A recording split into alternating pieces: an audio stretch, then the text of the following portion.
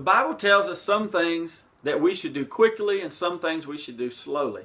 We should be slow to anger, slow to wrath, slow to speak, but as one translation says, be quick to forgive.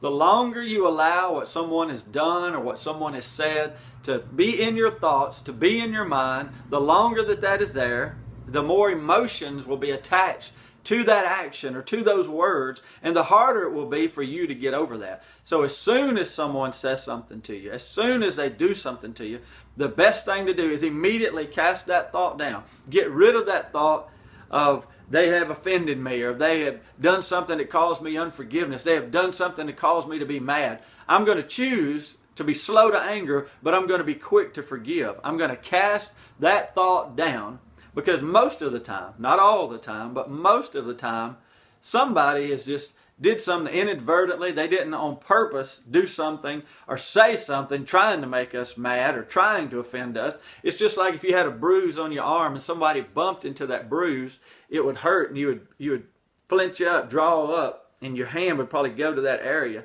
And it's not because the person bumped into you, it's because there was a wound that's already there. All of us have wounds, and all of us have things that happened to us in our past. So let's don't be so easily angered and so easily offended. But when something happens, when someone says or does anything that could cause us to be mad or angry or offended, let's be quick to forgive. Let's be quick to cast that thought down before your emotions get attached to it and before it's a whole lot harder to overcome.